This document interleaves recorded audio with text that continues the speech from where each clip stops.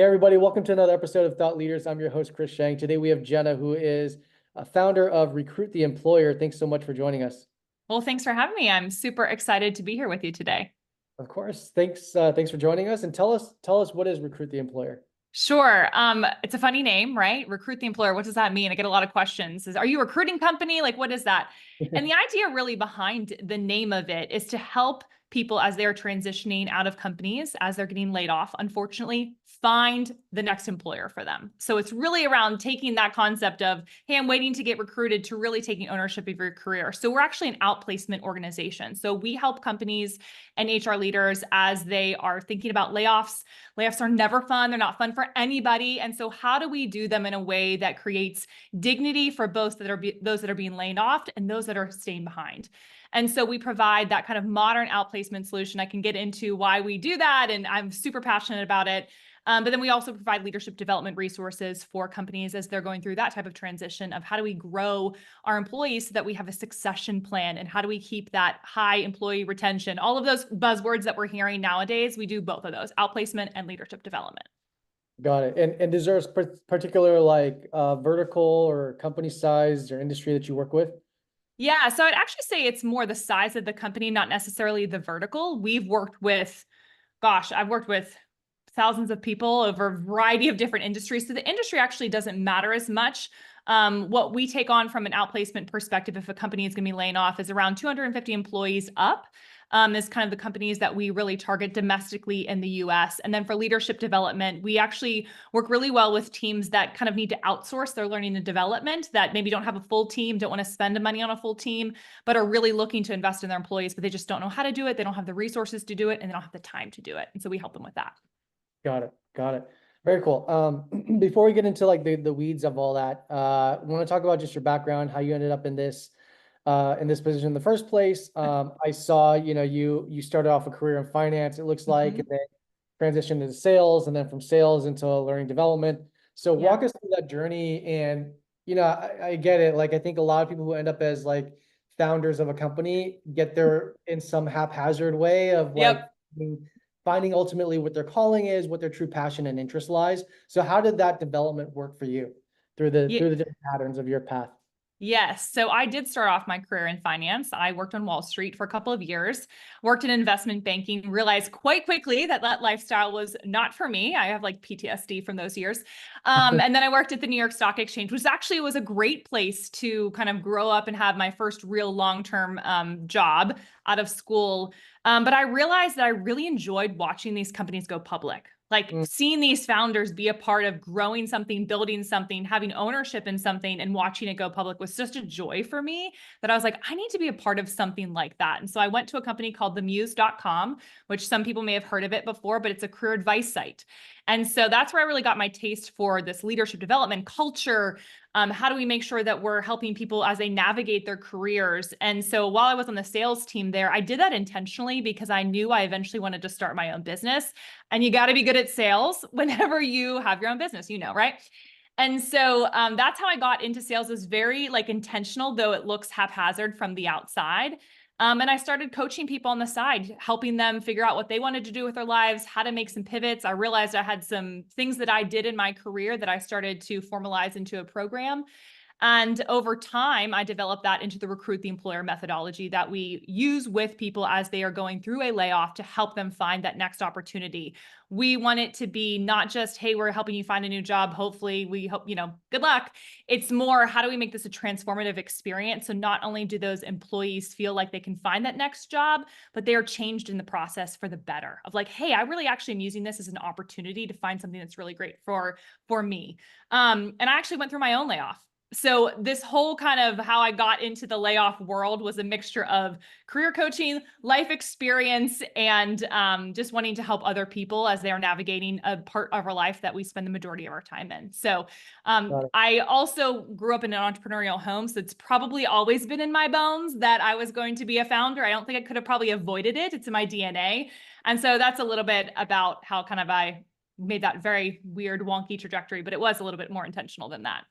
Got it. And what do your parents do, or what is that? What kind of businesses do they run? Yeah, so couple generations back, actually, I'm Italian. My middle name is actually my maiden name, and Viviano, and we owned a macaroni company. Go figure. Yeah. Here in the States, I'm from Pittsburgh originally, and so that was kind of a couple generations back. But my dad actually owns. He was in kind of construction. My dad's also very inventive. He has a couple of patents. He had some storage units, so I just was exposed to a lot of that growing up, and my dad was always around. Where my friends who had parents that worked in corporate weren't able to go to all the things, which makes sense. But my dad showed up to, God bless him, every dance recital, everything that I had to go to. He was there and he was present, and both my parents were. My mom stayed at home and sacrificed in that way. And so I think I just grew up in a home where I saw that, and I now have my own daughter, and I wanted to have her have that experience as well. Got it. Um, so then jumping into the founder role, like, you kind of going through your work history and then going through the experience of being laid off also, but then Yeah.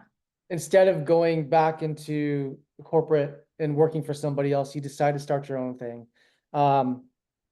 Which is scary. And obviously you have a little bit of more of a foundational element there, but what were some of the expectations going in that were either missed or matched, in the sense of, I know you wear a lot of different hats and stuff that you never really thought you were going to do. Like you end up becoming, you know, having to be an attorney in the very beginning, your own Yeah. accountant and all these types of things. Has there been anything that you kind of loved or hated, along the way that doesn't go along the core offering of what you do, but you had to pick up as an entrepreneur? Yeah. So, I mean, there's definitely a lot of things that I don't always like doing. I joke with people who are like, I want to start my own business and I'll just like never feel like I'm working. I'm like, well, you see, there are definitely going to be some things that you don't like about your job when you're a business owner. And so for me, what I've realized is I really sit well in the seat of enjoying this. I actually do enjoy the sales process. I love meeting with companies. I love helping to solve for problems. I love that personal interaction that's kind of probably wired in me also from a young age. And so like those parts of the business, I really love the business development, the marketing, the strategy, the leading people, like that portion I love. The pieces that I'm not as good at, which I think entrepreneurship is a journey in letting you know what you're bad at. Yeah. I am not as good at with all the standard operating procedures and the process and all those different more tedious minutia. I am not, that's not my gifting. I need to hire out for those positions because I just know that that's just not where my best yes is. Now, in the beginning, you can't hire out for all those things, right? As you're trying to build something, but being aware of what your downfalls are as well as your strengths is going to be imperative to the success of your business because it's going to rise or fall on you, especially in the very beginning. Yeah, absolutely. So let's dive into kind of what you've been seeing, right? I think you've been running this company now for 7+ years, and probably have gone through some cycles. I think, especially, well, you can talk us through it because I've seen things I kind of like heard from other people through these series of conversations, but what have you seen in the professional landscape? How has it shifted in the past couple of years? What are we seeing this year, in terms of as it relates to what you do and Mm-hmm. the ability of on the economy from that perspective? Yeah, I think there's a couple of things. So I'll first start with the outplacement side, then go with the leadership development side. So from an outplacement perspective, I think more and more companies are aware that in order to preserve their employer brand, they need to create alumni of their organization, not ex-employees. That's what we kind of call it. And so one of the ways to do that is they're seeing the value perhaps in investing in outplacement. But the problem is most outplacement services actually aren't very good. That's probably rude of me to say, but I was on the receiving end of it before and also had a lot of clients who actually hired me personally on an individual basis after they went through employee spot. It's just a mess. It's sad, it's confusing, it's overwhelming. And what we've really tried to do is make it hopeful, exciting, communal, supportive, and really give people that attention that they really need. So while we have everything that's AFI, AI-ified out, however you want to phrase that, this is still one area I feel like if a company really wants to build alumni and not ex-employees, they really need to get the layoff right. And we've seen quite a few examples of when companies, I won't name names, have done layoffs really bad. Oh Not yeah. just that maybe they didn't provide outplacement services, but the way they deliver that information, that needs to be as strategic, the offboarding, as much as a company onboards. There's so much focus on the onboarding as there should be, right? And there's so much focus maybe perhaps in the growth area, as there should be, which I'll get into in a second.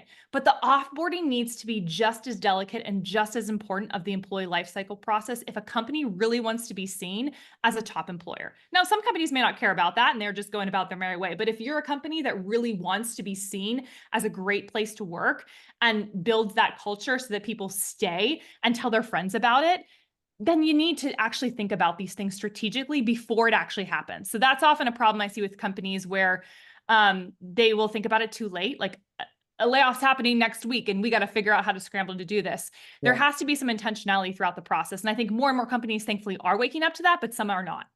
And so in order to stay competitive in that talent landscape, you've got to think ahead to those types of things. So that's what the outplacement side. And then I would say on the leadership development side, I think more and more companies are recognizing that retention is so critical to the livelihood of their organization. And that is a huge problem we've seen since COVID. I'm pretty sure probably everyone you've talked to on this podcast that's HR adjacent is going to talk to you about engagement, motivation, right? All of those different pieces. But the cost of not retaining employees is very high. Turnover for a lot of companies is very high. And it's because of a couple of things that I'm noticing, at least from my experience of working with companies. It's they're not taking the time to necessarily really understand what employees need and want, or they know and they just don't care and they don't want to build their culture that way. So it's kind of this juxtaposition of the company needs to either decide if they're all in or not all in on what employees really care about and what they want and where they're willing to give and take. And so we're seeing that struggle that's happening. But what's interesting that I have found is that, some companies think that, oh, people only just want more money. That's probably true a little bit in today's economic climate. Yes, I want my compensation. That's really going to motivate me to stay here. But actually, I've worked with thousands of people individually, people coming to me to help them with their careers, and they're leaving their companies. That's why they're coming to me. They want to find a new job. They want to find a new company. And they're leaving for two reasons. They're leaving not because compensation actually rarely comes up. It's actually, I have no room for growth or I really don't like my manager. Mhm. And both of those things are leadership development issues, meaning the company doesn't have programs in place that are clear and can understand how we can build that person to give them professional growth and give them more opportunities, whether that's rising through the ranks or laterally moving or getting more responsibility. Or on the other hand, it's thinking about all the different pieces to the puzzle. They just don't have that company just does not have that in place. And so having those different growth opportunities is going to be so, so important for the retention of that employee. It's not necessarily about the money. These people actually want to feel like they're growing. All of us want to feel like we're growing. And so that's one area that I feel like companies need to wake up to, and they haven't quite figured that out yet. And so that's an area that we actually help with. Interesting. Yeah, a few things kind of pop up in my mind while you're talking about that. I think in a lot of these conversations with the HR adjacent type of leadership, we've had that conversation around, how does that culture of retention and motivation impact the top line or bottom line, right? Like, how do you Yeah. what a lot of like senior leadership, I think, especially like in the mid, like when you're in like that middle growth stage of like, going from a few hundred employees upwards, like Mhm. that's where it becomes really prevalent that they start realizing that senior leadership starts realizing that there is something that has to be addressed here. Yeah. They don't know how to do it. They don't know how to prioritize it. They don't even sometimes know how to even describe it. Yeah. They don't even know that sometimes they need to be looking for it, right? But they know that they don't want to be like XYZ company that laid off that way. And Yeah. we saw the blowback from doing stuff like that. But Mhm. how then, what do we do for best practice?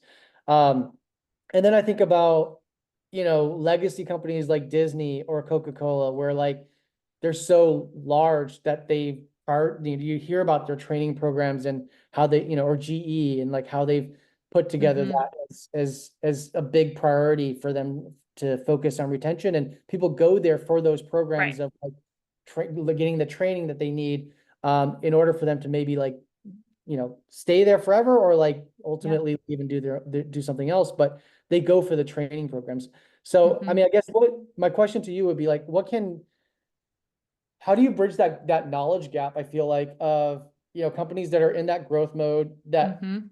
are on the cusp of encountering that leadership development issue, or even Mhm. the outplacement issue where they're like having to now pull back, lean down, but Mhm. addressing it so that they can get ahead of it? And is Yeah. there a narrative where you can pull from some of these like legacy companies, like, yeah, we know you're not there, but this is the reasons why they have put these things into place, as making that compelling disposition for why people should be more aware of it. Yeah, I think a couple things come to mind when you're talking. So the first thing is actually around the middle management. So especially if a company is getting to 200 plus, Yeah, right? I believe, and just what I've seen anecdotally, I don't have like a study to show you the statistic, but the culture is made or broken in middle yeah, management. yeah, It is obviously comes from the top. Don't want to let people off the hook on the top, right? Culture does trickle down. But the middle management is really where people get lost. And so I actually think that if companies, you're not as big as a GE, you don't have the resources to do, all that they have done with Disney and all those different things, right? yeah, You can still create programming that really helps keep people in the organization, that grows people. And then also just makes your company stand out, that you invest in the middle management. I actually think that investing in that specific demographic, the high performers, um, those are the people that you need to be really focused on, because if they're bad managers, the people below them are going to leave. And you're yeah, going to have this attrition issue. And it's going to be harder as that person gets more ingrained into the organization to let them go. It's going to be messy. And so the messy middle is really where companies need to focus. And if especially if you're a small company and you're trying to grow and you're trying to figure out, where do I put my resources? How do I prioritize that? That's the number one place that I actually recommend people start with, is new managers and middle management. yeah, It's going to help them feel like they have people, they're usually overworked, right? It's going to make them feel like they have people on their side, that they're being noticed and acknowledged for their work, which is another really big part of it. And it's actually going to help your culture. If you're building really great middle leaders, they're going to be the really good ones are going to rise to the top and provide you with a succession for those executive roles. And it's going to help the people at the bottom actually be built up as well. So you really want to serve that middle management. That's the number one place that I would recommend starting. Now, if you have to lay off people, that's a different conversation. But if you're growing, that's one place to really focus, is the middle management.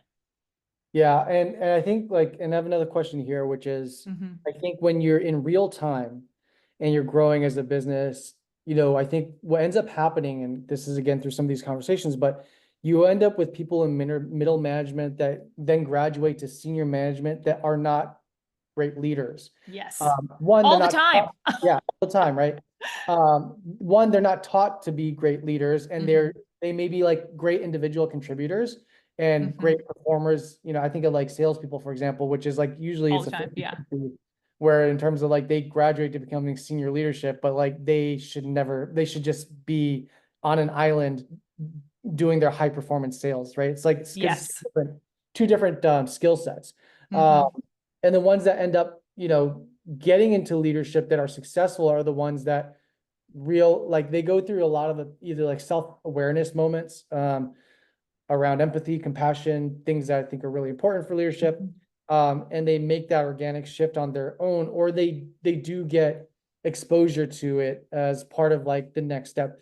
So my question to you is like, how do how do you kind of advise companies that are in that real-time growth period to like take a pause to actually assess who they're moving into the middle management roles and then ultimately Mm-hmm. into more senior roles, um, to ensure that they are actually good leaders?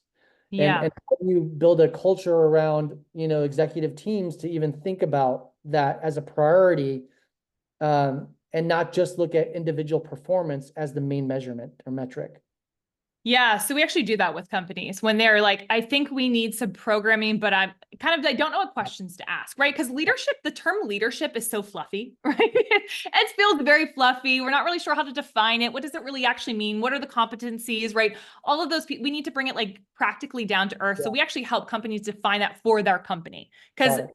GE is going to look different than Disney, to Yep. use that example. Mm. Like their competencies of what a leader looks like at their organization is going to differ based off their values, whatever their mission looks like. All those different pieces have to be taken into consideration if you're building out programming. So what a lot of companies will do, because they don't have the time and they don't have the resources, and then it feels really overwhelming. How do we like muddle through this really nebulous problem? we help kind of disseminate all the stress out of that and actually get really step by step. And that first step is defining, what does it mean to be a high performer in your organization? And what Mhm. does it mean to be a great leader into your organization? And both of those things are going to help the organization actually build a program that's going to be really useful for the company. And so it's really important, to your point, to be able to identify who is going to be a great leader. But a step back from that is defining, what do we define as a really great leader? Because it's Mhm. going to be different from company to company.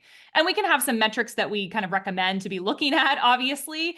And there will be some similarities from company to company. But for the culture of the organization and what the goals are and all those pieces, it's going to look different Yep.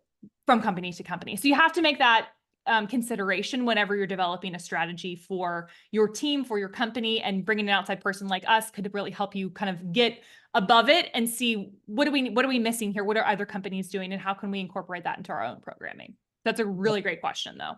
Yeah. So that makes sense. There's no cookie cutter model in terms of like what defines a leader in any organization, but the assessment or the process to figure out Yes. what would make sense. There's some repeatability in that. There's a process to that, right? What and you alluded to some of those things, which is like mission, vision, but Mm-hmm. what are some other things that you tend to look at in order for you to define what is going to be a good leader within that company specifically? Yeah. So other pieces, obviously, their individual performance, right? Individual performance and their own career values and goals. So we actually go through a process of, we have a lot of companies, obviously, who have their own company values, but don't actually spend time in helping people figure out their individual career values, which actually can tell them a lot about how they're motivated, what they really care about, all these information that can keep them within the organization. So we actually do an exercise with those individuals to determine what are their career values, to determine, are they even suited? Do they even want to go into leadership, or do they feel like they should just be in leadership because it feels like the next step? Right. Mm. And so there's kind of that, you were mentioning the sales team piece. I think that's a great example. I was on a sales team before. So the individual contributor versus the leadership role, sometimes people just need to be really good individual contributors, or maybe it's their phase of life that they just want to be an individual contributor. Right. So I have a good friend of mine. She works at Nissan, large company. And for many years, she was in the midst of toddlerhood with her kids at home. And she kept telling them, they kept wanting her to be in leadership. And not that she wasn't qualified for it. She was just like, I want to be in individual land. I don't want to be caring for other people while I have to care for these kids at home. Now she's out of toddler land, and it makes sense for her to be in that leadership progression at her Mm. company. And I just love that they were honoring to her of the season that she was in. We're able to be nuanced, recognize it, but still call her out as a leader. So I think there's a lot of different ways to look at it, but that's just one example of her career values determined that season of life, and it helped the company fit her in a right role that she wants to stay there forever, which I think is amazing and Mhm. unheard of, I feel like. But she just talks about how amazing they have been to her because they paid attention to her as an individual and not just as a blanket person, using more repeatable processes that they've used with other people in their organization too, if that makes sense. Yeah, totally. Um, Interesting. So let's talk about, what are you seeing in the general landscape of things? Are more people knocking on your door now? And if they are, like, are they knocking on your door more for the outplacement side of things or the leadership development? Just to get a sense in terms of, where you think the macroeconomic environment currently is, and then, where do you think it's going, in terms of, yeah, in terms Gosh, of the near term. no, not a small question, right? I think it's interesting. From the outplacements, it's hard to actually answer that question fully because outplacement is such an acute need in a very specific time frame, right? And so we are seeing that happen where people are laying people off. Now, it's not always a representation of a larger global economic thing Yeah. that's happening. Sometimes it's, hey, we're a department that was working on this product and this product just didn't work, and so now we have to lay these people off. Or we went through a merger, so it's actually a period of growth, but now we have all these redundancies. So it's kind of hard to answer it from a macro level. But what I will say is that we are seeing that the best companies, the companies that really care about their employees, their employer brand, and that are actually trying to meet certain goals, if I should say, whether that be on the employee side or whether that's on the revenue side, they're investing in their people. We are seeing that still more and more. People are hiring us for both sides of things. And so that gives me comfort that, hey, there's companies and industries that are growing, right? The leadership development side that need that. Hey, there's companies that are shrinking or pivoting. And so they want to treat their employees well on that side too. So I think generally speaking, I can't give you, oh, we're about to be heading into a recession. I'm not a doomsday prepper like that. We're seeing both sides. And so I actually think that the balance is good. Got it. And then the follow-up question here would just be around what you talk about the AIification of things. Like, what do you think that looks like as it relates back to your industry? Like, is it potentially can help with any of those things, or is it more supplemental, or do you think it is going to have like a more real place in terms of like real-time assessing, maybe like the current wants, needs, inefficiencies of an organization before things happen, and involving it as more of like a predictable tool? Yeah. So the short answer is yes, I think we're going to see more of it in both the outplacement side and the leadership development side. My hope personally, because I am in the human business and I still think it's human resources, not machine resources, is that we still will add it as a supplemental tool, because you're even seeing it on talent acquisition. We're not a talent acquisition firm, but like everything is having AI associated with it on the job seeking side. And I don't think it's made teams more efficient. So I say it can be helpful, but it should not, it should be supplemental, in my personal opinion, to what we're doing with actual real humans. Because if you start taking the humans out of the human resources side of things, we're going to lose a lot of the culture things that we've been trying to build and talk about for decades now. And so I do think there's such value to AI, and we're going to be incorporating it into our business as well, but it's more of a supplemental tool, and it's not supposed to negate human relationship, because we are on this earth for relationship, even in the workplace. So that's my personal hot take on that, but we will see more of it. That's just a reality. Absolutely. On that note, I know we're just on time, so I want to say thank you so much for taking the time today and then just sharing your insights and your visibility in the space. It was super educational. Awesome. Well, thank you for having me. It was great, and would love to, if you're interested in, unfortunately, having to lay off a team, or if you're interested in developing some leadership development program, we would love to meet you. Reach out to me on LinkedIn or over on our website. Sounds good. We'll make sure they do that. Thank you so much. Thank you.